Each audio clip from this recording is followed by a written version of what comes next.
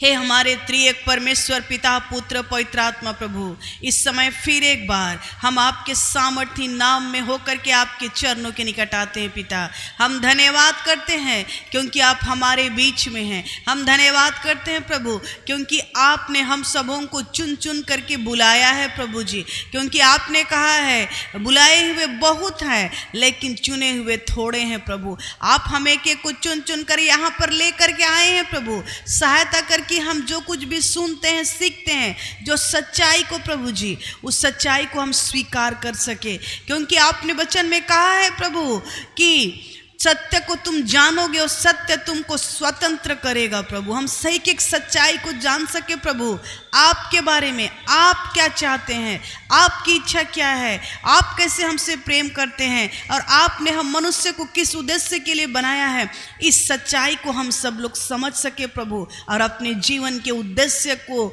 जान करके उस उद्देश्य को हम अपने जीवन से पूरा करने वाले होने पाए। पिता, इसके लिए आप ही हम सबकी सहायता कर। हर एक आशीष रोकने वाली बातें, हर एक अंधकार की बातें यीशु के नाम से दूर होने पाए। पवित्र आत्मा, हम आपके कंप्लीट कंट्रोल को चाहते हैं। वचन सुनने में और वचन सुनाने में हमारी सहायता कर। प्रार्थना को मांगते हैं यीशु के नाम में, आमीन आमीन।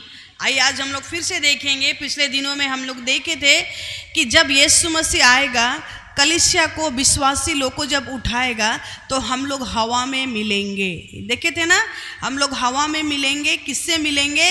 प्रभु से। और वहाँ पर दो बातें होगा, ठीक है, वहाँ पर दो बातें होगा। पहला बात क्या सीखे थे? विश्वासी लोग का न्याय होगा। हाँ, जब हम लोग प्रभु से मिलेंगे, प्रभु हमको और आपको पूछेगा कि हम जो जीवन तुमको दिए थे वो जीवन को तुम इन संसार में कैसे व्यतीत किया।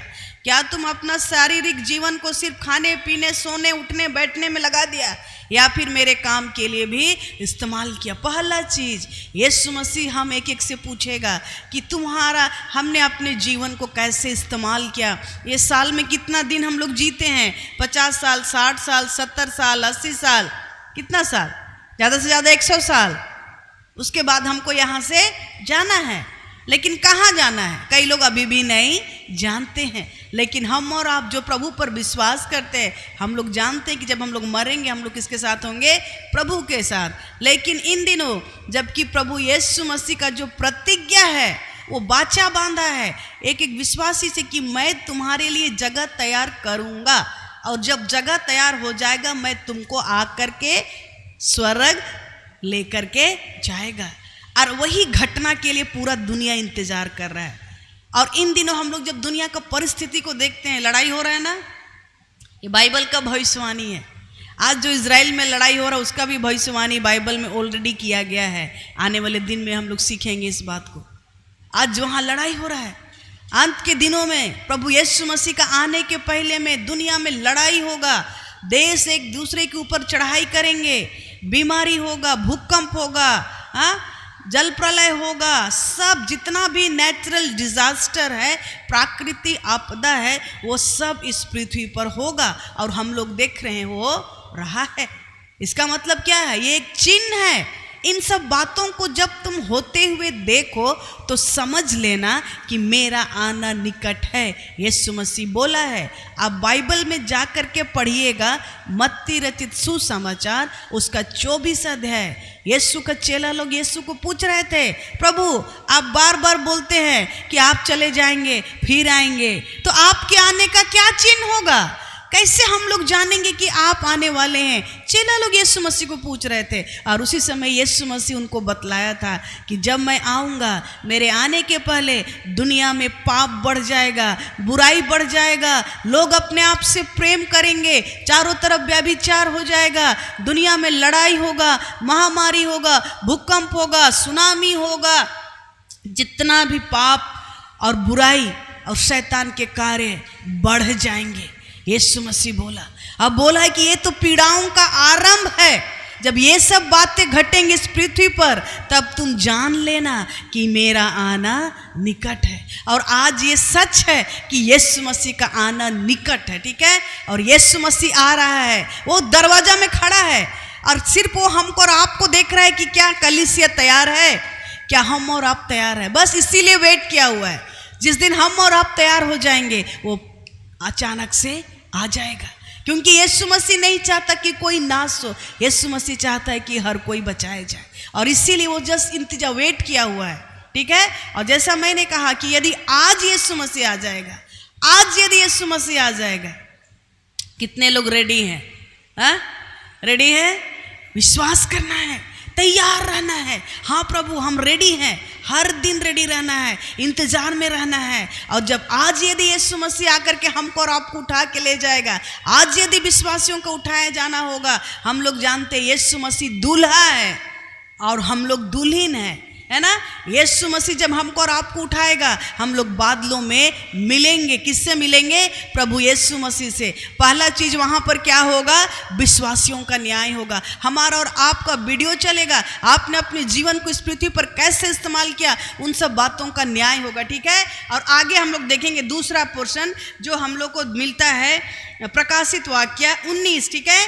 प्रकाशित वाक्य 19 उसमें मिलता है विवाह भोज के बारे। ठीक है।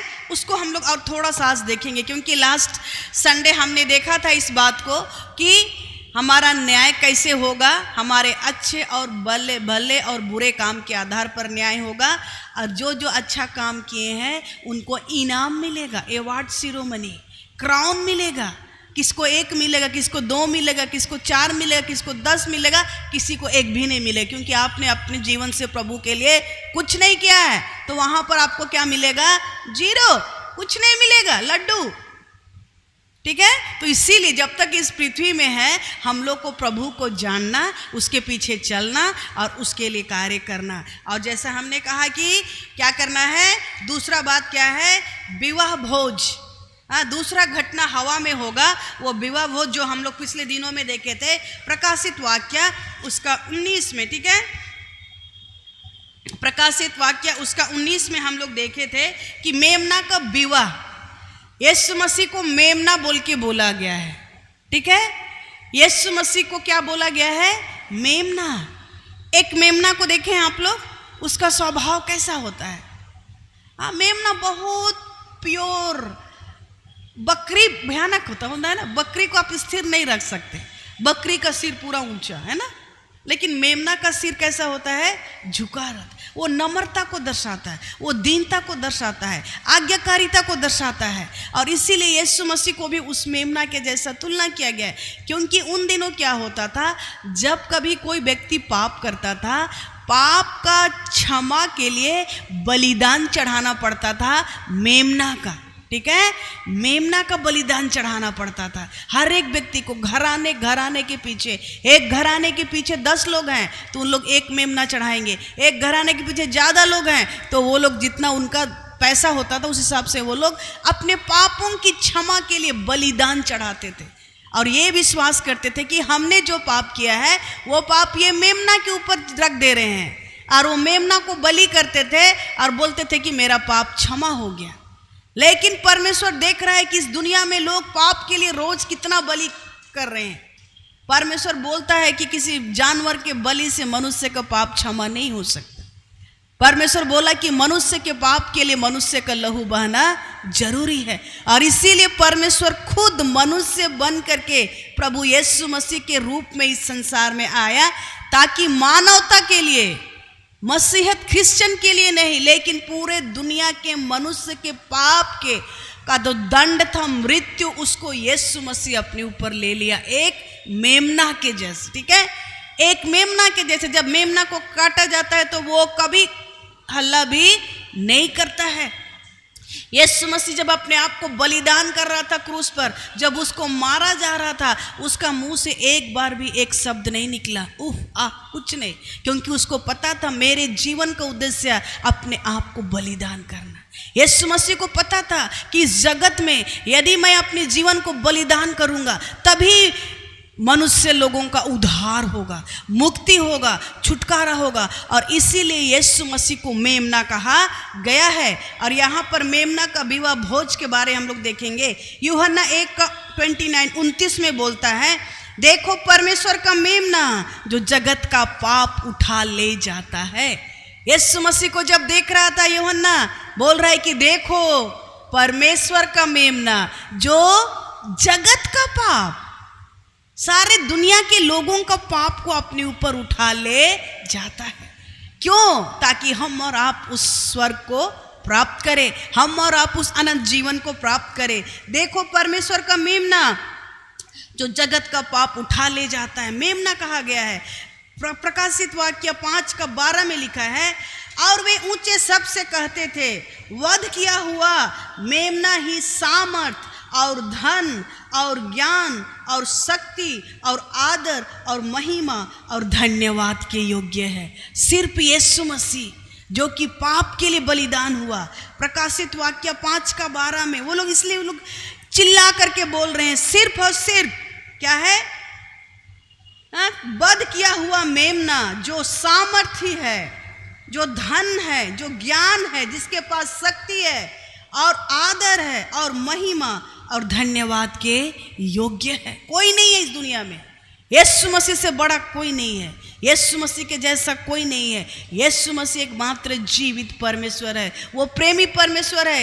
यीशु के नाम से आज अंधे देखते हैं, लंगड़े चलते हैं, गूंगे बोलते हैं, मुर्दे जिलाए जाते हैं। यीशु के नाम में शांति है, यीशु के नाम में छुटकारा है, यीशु के नाम में उद्धार है, मोक्ष है। लोग आज मोक्ष पाने के लिए, उद्धार पाने के लिए कहाँ कहाँ जाते हैं? सोचते हैं कि मेरे पाप का क्षमा किसी तरह हो जाए। पुण्य कमाते हैं, करोड़ों कमाते हैं, लाखों रुपये का दान करते हैं, सोचते हैं कि हम जब पुण्य कमाएंगे तो मेरा उद्धार हो जाएगा। अपना पाप को ढकते हैं अपने कर्म के द्वारा से, लेकिन जी नहीं, कर्म के द्वारा उद्धार नहीं है, काम के द्वारा मोक्ष नहीं है, मुक्ति नहीं है। मुक्ति है तो सिर्फ यीशु मसीह पर विश्वास करने के द्वारा, क्योंकि यीशु मसीह पाप के लिए, हमारे और आपके लिए अपने आप को बलिदान किया, ताकि हम और आप उस पर विश्वास करें और उस मुक्ति को, उद्धार को, स्वर्ग को प्राप्त करें। ठीक है? और उसी मेमना का विवाह भोज, यीशु मसीह अपने जीवन का उद्देश्य को पूरा किया, उद्धार का काम को पूरा किया, मुक्ति का काम को पूरा किया, बलिदान किया, फिर 3 दिन मृत्यु को, मौत को हरा करके तीसरे दिन जी उठ करके स्वर्ग को चला गया। और जब स्वर्ग को गया, वो बोला, मैं जा रहा हूं जगह तैयार करने, और जब जगह तैयार हो जाएगा तुमको आकर के लेकर के जाऊंगा। और वो सचमुच में आने वाला है और उसका विवाह होने वाला है। ठीक है? विवाह भोज। और इसके लिए हम लोग देखे थे ड्रेस के बारे। ठीक है? दुल्हन, दुल्हन कौन है? कौन है? हम और आप, कलीसिया, विश्वासी लोग सब दुल्हन है। उनका शादी का ड्रेस हम लोग देखे थे, कैसा है, क्या ड्रेस था, हम लोग देखते हैं। ठीक है? क्योंकि जब विश्वासियों को उठाया जाएगा तो उधर में जाकर के मेमना का विवाह होगा और उसके लिए ड्रेस रखा गया है। 7 में बोलता है, प्रकाशित वाक्य 19:7 में, आओ हम आनंदित और मगन हो और उसकी स्तुति करें, क्योंकि मेमने का विवाह आ पहुंचा है और उसकी दुल्हन ने अपने आप को तैयार कर लिया है। आज हमको और आपको सिर्फ और सिर्फ तैयार होने की आवश्यकता है। ठीक है? कुछ नहीं करना है, रेडी रहना है। आज यदि प्रभु आ गया, हमको तैयार रहना है, क्योंकि मेमने का विवाह आ पहुंचा है और उसकी दुल्हन ने अपने आप को तैयार कर लिया है। कैसे तैयार किया है? कैसे वस्त्र पहना है? 8 में बोलता है, उसको शुद्ध और चमकदार महीन मलमल पहनने का अधिकार दिया गया, क्योंकि उस महीन मलमल का अर्थ पवित्र लोगों के धर्म के काम है। उसका वस्त्र, एक दुल्हन का पहचान कैसे होता है, कैसे किया जा रहा है? वस्त्र के द्वारा। हम लोग शादी जाते हैं ना, शादी के समय क्या होता है? सोचिए, वही सेम चीज सोचिए थोड़ा सा। दुल्हन कैसा दिखती है? अलग दिखती है कि नहीं? क्योंकि वो दिन उसका रहता है। दुल्हन कितना तैयारी के साथ रहती है, क्योंकि वो दिन किसका होता है? उसका होता है। और यहाँ पर ड्रेस ऑलरेडी बोल दिया गया है, उसका ड्रेस कैसा होगा? धार्मिकता का, मलमल का ड्रेस पहनेंगे, क्योंकि दूल्हा रेडी है, दुल्हन भी रेडी हो रही है। ठीक है? और जैसे वर्ष 18 जैसे हम लोग सुने पढ़े, धन्य वे हैं जो मेमने के विवाह के भोज में बुलाए गए। जब यहां से हम और आप उठा लिए जाएंगे तो सीधे कहां जाएंगे? परमेश्वर के पास। वहां पर पहले हम लोग का न्याय होगा, उसके बाद तुरंत यीशु मसीह का विवाह भोज, शादी होगा। यीशु मसीह दूल्हा, कलीसिया दुल्हन है, ठीक है। और क्या होगा?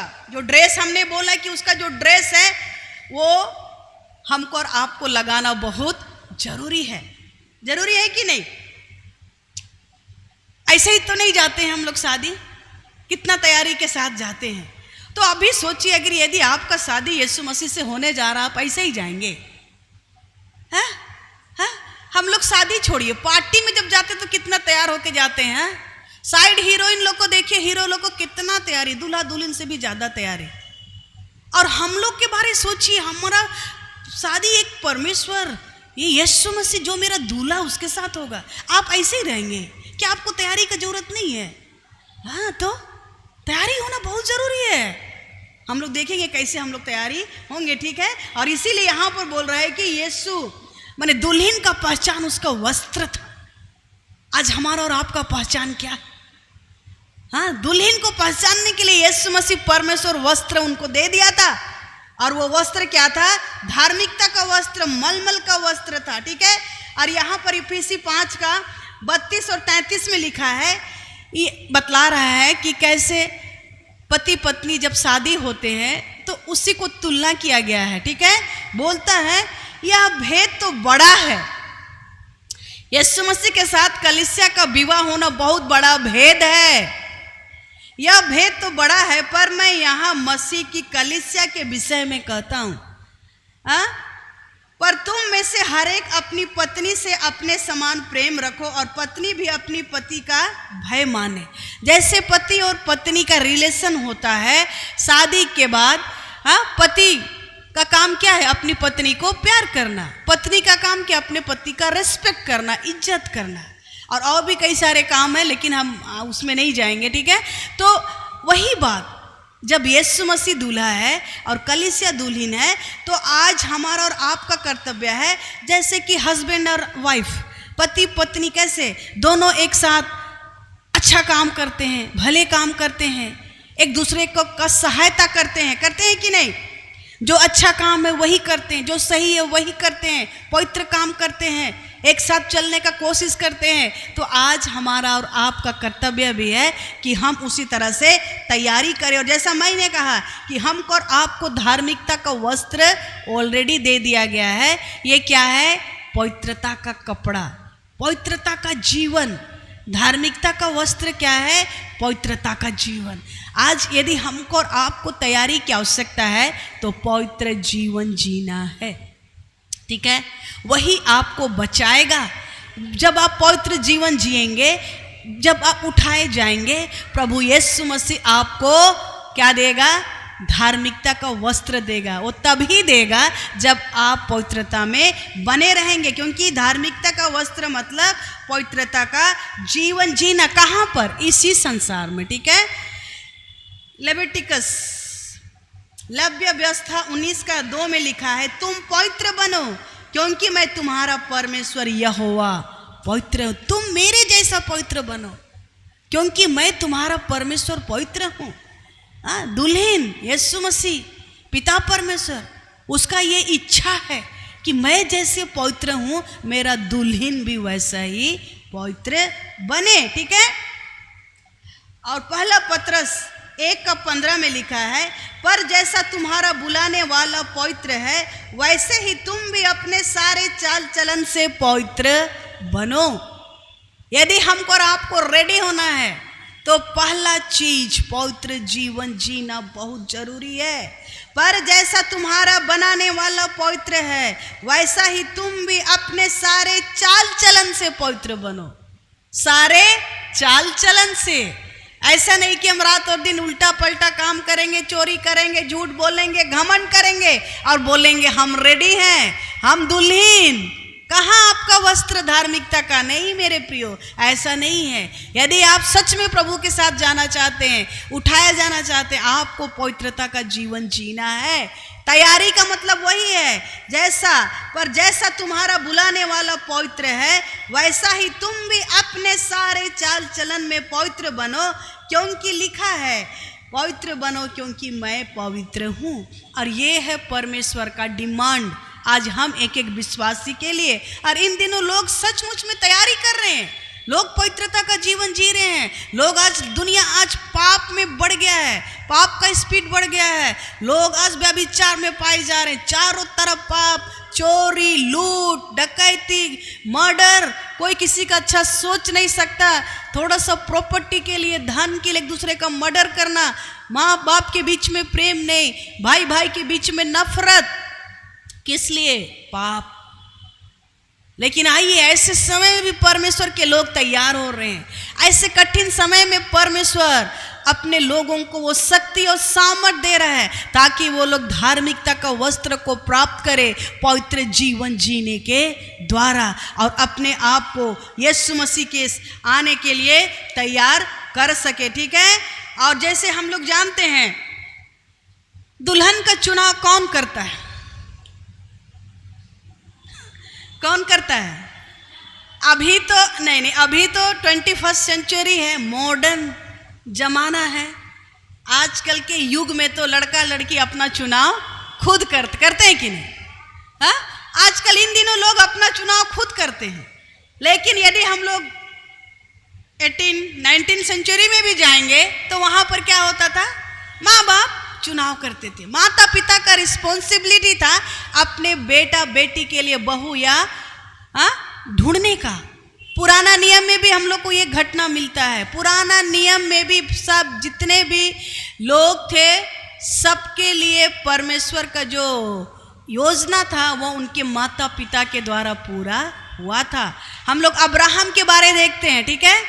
अब्राहम का बेटा इसहाक जब वो बड़ा हो गया तो अब्राहम अपना सेवक को बोला कि मेरा बेटा इसहाक के लिए तुम जाओ, मेरे कुटुंब में से, मेरा जो खानदान के लोग हैं वहाँ से जा करके मेरा बेटा के लिए लड़की देखो, बहू देखो। पुराना नियम में हम लोग देखते हैं। तो क्या कौन चुनाव करता था? पिता, गार्जियन लोग दूल्हा के लिए दुल्हन का चुनाव करते थे। और आज भी वही बात है। यीशु मसीह दूल्हा है, लेकिन पिता परमेश्वर दुल्हन का चुनाव करेगा। ठीक है। यीशु मसीह के हाथ में ये डिसीजन नहीं है, कौन करेगा? पिता। ठीक है, पिता करेगा। हम लोग को मिलता है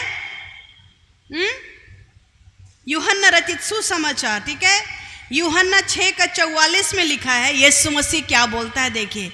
क्योंकि विवाह भोज में पिता है जो अपने बेटे के लिए दुल्हन का चुनाव करेगा। ठीक है, हम लोग तो खुश हो रहे हैं, हम दुल्हन, हम भी जाएंगे, है ना, तैयारी में लगे हुए। लेकिन उधर से क्या बोल रहा है? पिता परमेश्वर दुल्हन का चुनाव करेगा। यूहन्ना 6:44 में लिखा है, कोई मेरे पास नहीं आ सकता। यीशु मसीह बोल रहा है, कोई मेरे पास नहीं आ सकता जब तक पिता जिसने मुझे भेजा है उसे खींच ना ले, और मैं उसे अंतिम दिन में फिर जिला उठाऊंगा। हालेलुया। बोल रहा है, यीशु मसीह बोल रहा है कि कोई मेरे पास नहीं आ सकता। आज भी यदि आप यहाँ पर आए हैं, आपको पिता परमेश्वर बुलाया है। ठीक है, आप अपने से नहीं आए हैं, आपके को प्रभु प्रेम करता और प्रभु आपको बचाना चाहता। आपके परिवार के, आपका पाड़ा को, आपका रिलेटिव, सबको प्रभु आपके द्वारा बचाना चाहता है। आप मत सोचिए कि बाय एक्सीडेंट आप यहाँ पर आए हैं, गलती से आ गए, ऐसा नहीं है। किसी भी व्यक्ति के जीवन में परमेश्वर अपने आप को जब तक परमेश्वर प्रकट ना करे, यीशु मसीह कौन है, पवित्र आत्मा कौन है, कोई नहीं जान सकता। परमेश्वर ही है जो लोगों को देखता है, उनके मन को, हृदय को, और उनको चुनता है, उनको आशीष देता है और उनको आगे सफलता देता है। यीशु मसीह यहाँ पर बोल रहा है, कोई मेरे पास नहीं आ सकता जब तक पिता जिसने मुझे भेजा है उसे खींच ना ले, और मैं उसे अंतिम दिन में फिर जिला उठाऊंगा। यूहन्ना रचित 6:64 में आगे फिर वहाँ बोलता है, इसीलिए मैंने तुमसे कहा था कि जब तक किसी को पिता की ओर से यह वरदान ना दिया जाए तब तक वह मेरे पास नहीं आ सकता। हालेलुया।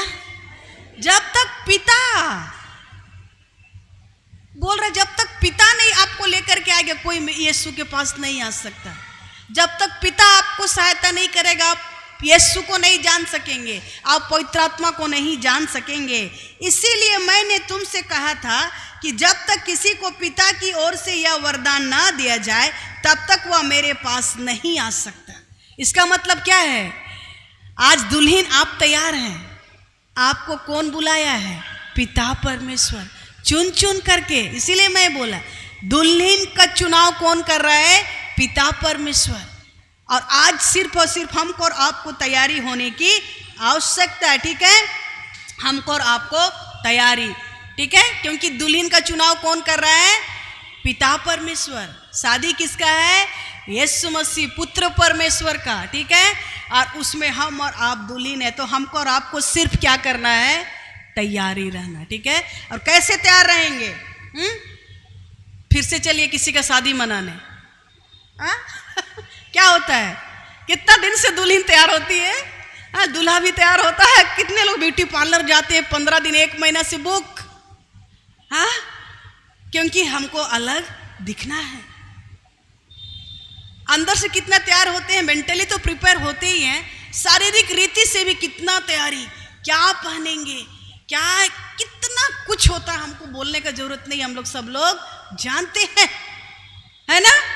तो आज हमको और आपको भी तैयारी की आवश्यकता है, क्योंकि ये स्पेशल इवेंट है, ये बहुत ही महत्वपूर्ण समय है, हिस्टोरिकल इवेंट, स्वर्गीय अलौकिक घटना है। ये कोई साधारण चीज नहीं है, ये बहुत ही महिमामय दृश्य। लास्ट दिन हम लोग गाना गाए थे ना, वहां हालेलुया हुल्लड़ होएगा, हालेलुया चिल्लाऊंगा जब देखूंगा यीशु को। आप ऐसे नहीं बैठ के रहेंगे यीशु को देख करके, आप हवा में कहाँ उड़ेंगे हम और आप समझ में नहीं आएगा, क्योंकि हम लोग शरीर में नहीं रहेंगे, आत्मा में रहेंगे। आत्मा में रहेंगे। पता नहीं आप लोग को अनुभव हुआ है कि नहीं, मेरे को अनुभव हुआ आत्मा में रहने का अनुभव। शरीर पूरा हल्का हो जाता है। कभी कभी ऐसा होगा कि शरीर माने आत्मा में है कि शरीर में है पता नहीं चलता। पौलुस भी वही बात बोलता है कि हमको पता नहीं हम शरीर में है कि हम आत्मा में। माने आपका शरीर पूरा हल्का हो जाएगा, और वो अनुभव आज इस पृथ्वी में भी आप प्राप्त कर सकते हैं। ऐसा नहीं कि यहाँ से जाने के बाद ही प्राप्त करेंगे, वो बात नहीं है। आप अभी इसी वक्त इवन अपने दैनिक जीवन में भी उस परमेश्वर का उपस्थिति को, पवित्र आत्मा का उपस्थिति को आप अपने जीवन में प्रतिदिन अनुभव कर सकते हैं, ठीक है? ऐसा नहीं कि हम मरने के बाद ही देखेंगे, मिलेंगे, जी नहीं, अभी भी आप मिल सकते हैं, अभी भी आप अनुभव कर सकते हैं, क्योंकि पवित्र आत्मा परमेश्वर हमारे साथ है, ठीक है? तो हमको और आपको क्या करना है? तैयारी। क्या कभी ऐसा हुआ है कि दूल्हा का शादी का समय हो गया और दूसरा को बोल रहा हम नहीं जाएंगे, जाओ किसी दूसरा को, अपना फ्रेंड को बोलता तुम खड़ा हो जाओ? ऐसा होता है क्या? दुल्हन ऐसा करती है, हमको मन नहीं कर रहा है, मेरे बदले में कोई दूसरा खड़ा हो जाए तो अच्छा होगा। ऐसा होता है? कभी नहीं होता है। तो जरा सोचिए हमारे और आपके बारे में। आपको खुद खड़ा होना है, आपको खुद तैयारी होना है। आपका जो स्थान है, आपका जो जगह है, उसको कोई ले नहीं सकता। लेकिन वो तभी आप छूट जाएंगे जब आप तैयारी के साथ नहीं रहेंगे, ठीक है? और इसीलिए आज हमको और आपको तैयार होने की आवश्यकता है। आप कितना तैयार हो रहे हैं वो आप जानेंगे। आप कितना तैयार हो रहे हैं वो आप जानेंगे कि क्या आप सचमुच में तैयार हैं कि नहीं है, है ना? शादी के दिन क्या होता है? दूल्हा दुल्हन लोग सब नहाता धोता है ना, पूरा तैयारी के साथ रेडी। प्रभु यीशु मसीह का लहू है जो हमको और आपको शुद्ध करता है, ठीक है? तैयारी, पहला स्टेप प्रभु यीशु मसीह का लहू है, जिससे हमको और आपको नहाने की आवश्यकता है, शुद्ध होने की आवश्यकता है। क्या चीज से शुद्ध होना है? अपने पापों से शुद्ध होना है, अपने पापों से शुद्ध होना है। यीशु मसीह का लहू हमको और आपको शुद्ध करेगा, और जब आप शुद्ध हो जाएंगे, आप परमेश्वर के लिए दुल्हन के रूप में आप जब पवित्र जीवन जिएंगे, आप उठा लिए जाएंगे। हम लोग पिछले दिनों में देखे थे 10 कुमारी के बारे, देखे थे कि नहीं? कितनों को याद है 10 कुमारी के बारे? परमेश्वर का राज्य कैसा होगा? 10 कुमारियों के जैसा होगा। यीशु मसीह जब आएगा, 10 कुमारी लोग का दृष्टांत के बारे हमने बतलाया था। 5 मूर्ख थी और 5 बुद्धिमान थी। वो लोग निकले थे दिया जला करके दूल्हा से मिलने के लिए विवाह भोज में, और 5 कुंवारी लोग थी जिनका तेल सफिशिएंट था। वो लोग तेल अपना कुप्पी में भी ली थी और उनका दिया भी जल रहा था। लेकिन 5 मूर्ख लोग थी जो उनके पास सफिशिएंट तेल नहीं था। रात हो गया, वो लोग क्या हो गए, सो गए। इंतजार करते करते थक गए, सो गए। दूल्हा का आने में लेट हो रहा है, चलो थोड़ा सो जाते हैं। और जब आधी रात हो गया, जब सोए थे, हुल्लड़ मचने लगा, दूल्हा आ रहा है। और जब दूल्हा सचमुच में आ गया, वो लोग सब अपना दिया ठीक करने लगी। और जब दिया ठीक कर रही थी, 5 मूर्ख लोग थी, उन लोग का तेल खत्म हो गया आधा ही रात में। तेल खत्म हो गया आधा रात में। अभी बुद्धिमान महिला लोग से बोल रही है, जिसके पास कुप्पी में तेल था, बोल रही है हमको भी तेल दो। वो लोग उससे उधारी मांग रही है तेल, क्योंकि तेल उनका बुझ गया। और दूल्हा आ रहा, बोल रही हमको तेल दो थोड़ा सा, क्योंकि मेरा दिया बुझ गया है। 5 बुद्धिमान लोग जो लोग अपने साथ बोतल में तेल लेकर के आई थे, वो लोग बोले ऐसा नहीं हो सकता, कदाचित यह तेल तेरे और मेरे लिए काफी नहीं है।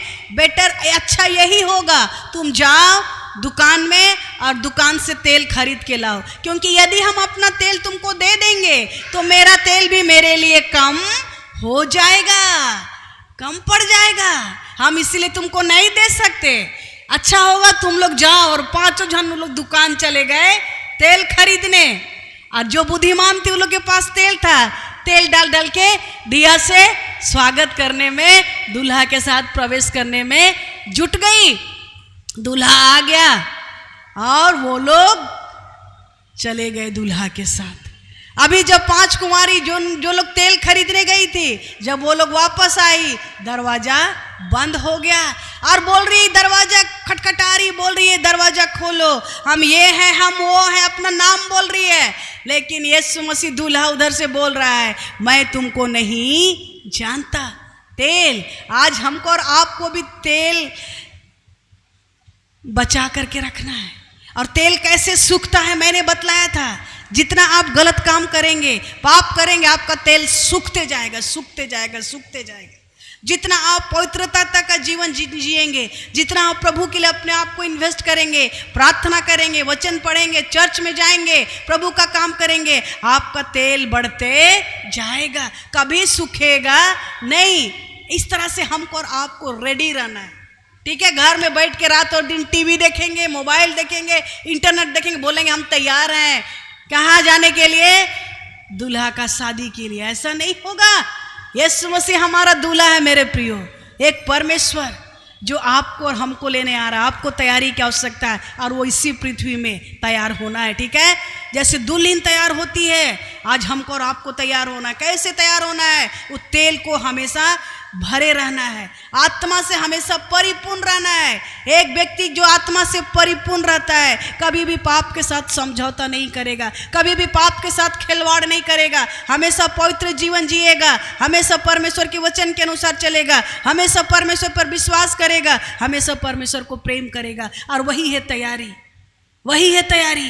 प्रार्थना करना सुबह, हाँ हम लोग सीखे हैं दिन में 3 बार प्रार्थना करना, हाँ वचन पढ़ना, वचन पढ़ के भूल नहीं जाना है, उस वचन के अनुसार चलना है। अब प्रतिदिन इंतजार करना है, यीशु मसीह आएगा हमको और आपको लेने। यदि आप इंतजार नहीं करेंगे, तैयारी नहीं रहेंगे, आप छूट जाएंगे। इसलिए हर दिन तैयार रहना है, ठीक है, हर दिन तैयार रहना है। पवित्रता का जीवन जीते जीते जीना है और उसको अपने जीवन से पूरा करना है, ठीक है।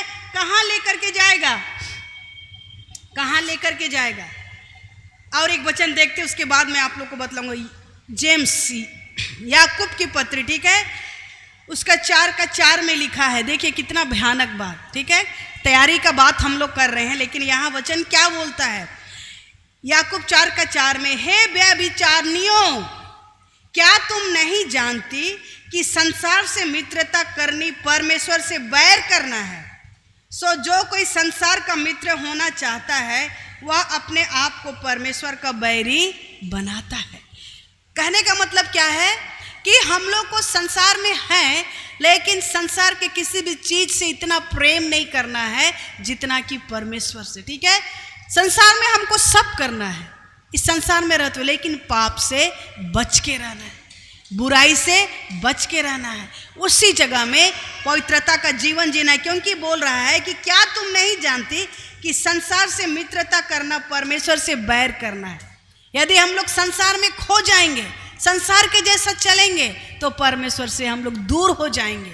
लेकिन यदि परमेश्वर के वचन के अनुसार चलेंगे, परमेश्वर की इच्छा के अनुसार चलेंगे, आप परमेश्वर के साथ उठाए जाएंगे। ठीक है, और इसीलिए आवश्यकता है, यीशु मसीह कहाँ लेके जाएगा? हाँ, कहाँ लेकर के जाएगा? प्रकाशित वाक्य 21 वहाँ लिखा है, जब यीशु मसीह उठाएगा, हवा में हम लोग बादल में प्रभु से मिलेंगे। यीशु मसीह बोला है, मैं तुम्हारे लिए जगह तैयार करूँगा और तुमको आकर के वहाँ लेकर के जाऊँगा। प्रकाशित वाक्य 21:2 में, फिर मैंने पवित्र नगर नए यरूशलेम को स्वर्ग से परमेश्वर के पास से उतरते देखा। हम लोग गाना गाते, नया यरूशलेम, गाते हैं कि नहीं? नया यरूशलेम उतरेगा, हम जाएंगे। हम लोग को कहाँ जाएंगे? देखिए, फिर मैंने पवित्र नगर नए यरूशलेम को स्वर्ग से परमेश्वर के पास से उतरते देखा। वहाँ वह उस दुल्हन के समान थी जो अपने पति के लिए श्रृंगार किए हुए। आगे क्या बोलता है देखिए, फिर मैंने सिंहासन में से किसी को ऊंचे शब्द से यह कहते हुए सुना, देख, परमेश्वर का डेरा मनुष्यों के बीच में है, वह उनके साथ डेरा करेगा और वे उसके लोग होंगे, और परमेश्वर आप उनके साथ रहेगा और उनका परमेश्वर होगा। वह उनकी आंखों से सब आंसू पोंछ डालेगा, और इसके बाद मृत्यु ना रहेगी, और ना शोक, ना विलाप, ना पीड़ा रहेगी, पहली बातें जाती रही। नया यरूशलेम, नया। और जो मैं बतलाना चाह रही थी कि हम लोग प्रभु के साथ हवा में मिलेंगे, विश्वासियों का न्याय होगा, विवाह भोज होगा, और उसके बाद भयानक बात, उसके बाद क्या होगा? इस संसार में हम और आप प्रभु यीशु मसीह के साथ आएंगे। ठीक है, हालेलुया। मरेंगे नहीं, आत्मा कभी मरता है? नहीं मरता है। हम और आप नहीं मरेंगे मेरे प्रियो। थोड़ा दिन के लिए हम और आप प्रभु के साथ स्वर्ग में जाएंगे, और वहां पर हम लोग रहेंगे कुछ दिन। उसके बाद फिर हम लोग यीशु मसीह के साथ इस पृथ्वी में जितने विश्वासी लोग हैं सब इस पृथ्वी में आएंगे। 1000 साल का राज्य होगा, 1000 साल का राज्य होगा। वहां पर कोई लड़ाई नहीं होगा, कोई पाप नहीं होगा, शैतान को बांध दिया जाएगा। हम लोग सिर्फ प्रभु को उपस्थिति में रहेंगे, आत्मिक रीति से, जैसे परमेश्वर ने आदम और हवा को बनाया था। आदम और हवा को जब पहला सृष्टि परमेश्वर बनाया था, वो लोग आत्मिक थे, शरीर नहीं था। पाप का दंड मृत्यु और शरीर आ गया उनके जीवन में। पाप के कारण से वो लोग परमेश्वर से अलग हो गए।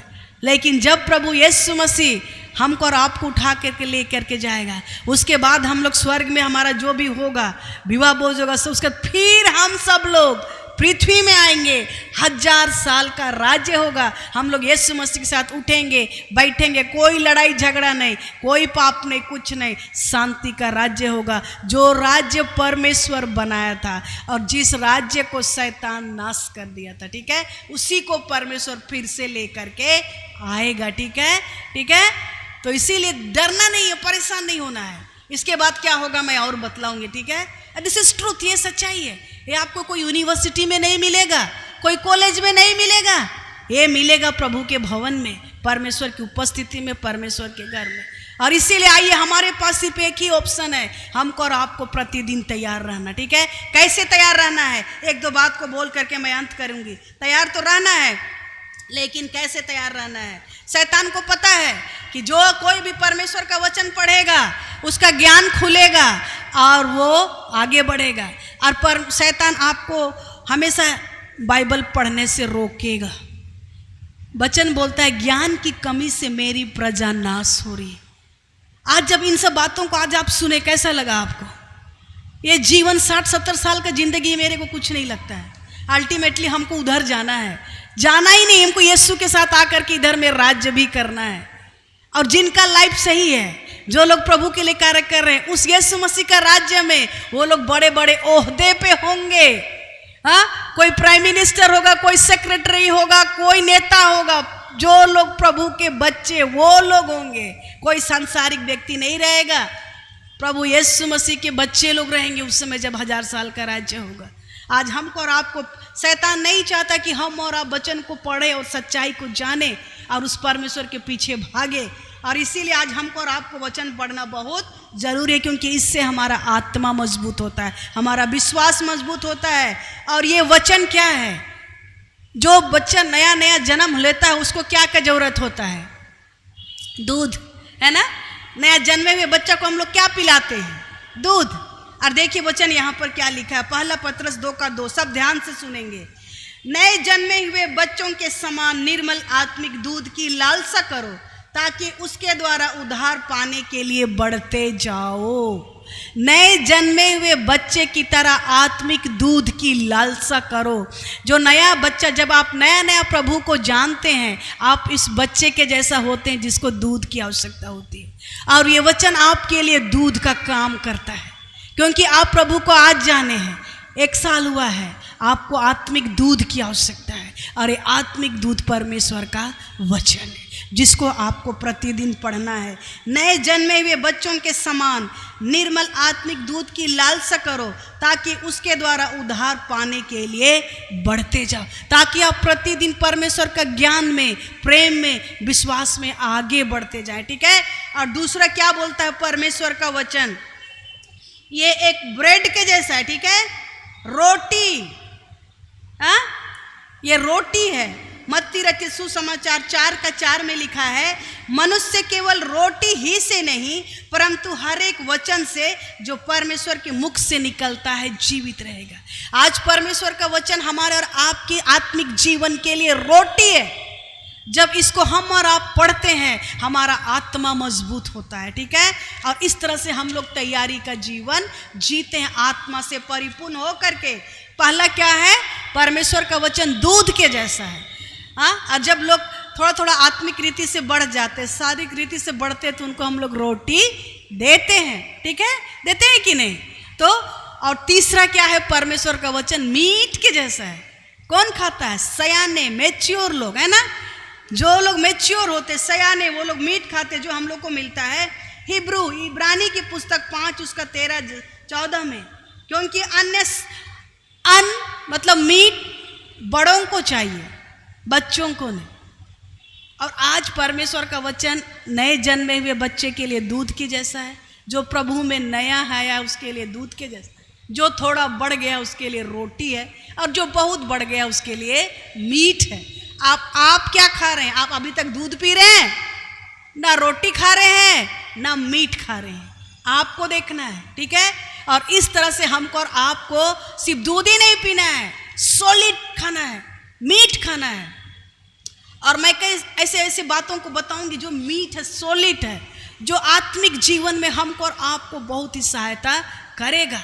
ठीक है? और हम लोग सीखेंगे आने वाले दिन में। लेकिन आइए इस समय हम लोग सचमुच में एक दुल्हन के जैसा अपने आप को तैयार करना शुरू करें। ठीक है? परिस्थिति से मत डरिए, समस्या से मत डरिए, लेकिन प्रतिदिन इस बात को विश्वास कीजिए कि हम लोग का जीवन इस संसार में छोटा सा है। इस दुनिया के बाद जो जीवन वो बहुत बड़ा है, और उस जीवन के लिए हम लोग को तैयारी होने की आवश्यकता है। एक दुल्हन के जैसा पवित्रता के साथ, प्रार्थना के साथ, आत्मा से परिपूर्ण होकर के परमेश्वर का वचन रोज खाना है। हाँ, क्योंकि यही दूध है, यही रोटी है और यही मीट है। अगर आप इसको नहीं खाएंगे, आप कभी भी परमेश्वर को नहीं जान पाएंगे। ठीक है? और इसको जब आप खाएंगे, आपका शरीर चंगाई होगा, आपके घर में आशीष होगा, आप सफलता को देखेंगे। सारा चीज़ का समाधान इधर है। ठीक है?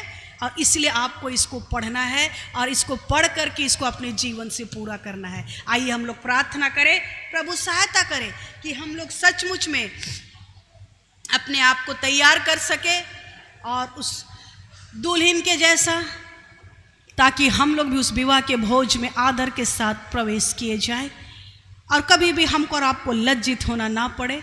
संसार की बातों से प्रेम नहीं, लेकिन परमेश्वर को अपने जीवन में पहला स्थान दे। ठीक है। हे हमारे त्रिएक परमेश्वर पिता पुत्र पवित्र आत्मा प्रभु, इस समय फिर एक बार हम आपके सामर्थी नाम में होकर के आपके चरणों के निकट आते प्रभु।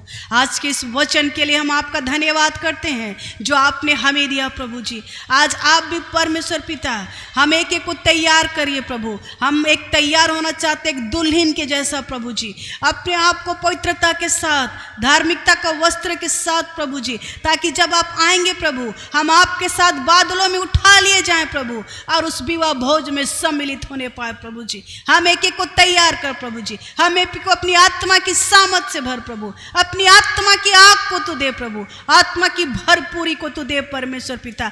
एक एक के जीवन को नया कर प्रभु जी, और एक एक के जीवन में वो आश्वासन को दे प्रभु, ताकि हम लोग प्रतिदिन प्रभु जी इस भोजन को खा सके और आत्मा में मजबूत हो सके, आत्मा में परिपूर्ण रह सके प्रभु जी। कभी भी हमारा तेल सूखने ना पाए प्रभु, हर दिन हम उस तेल से भरे रहने पाए प्रभु।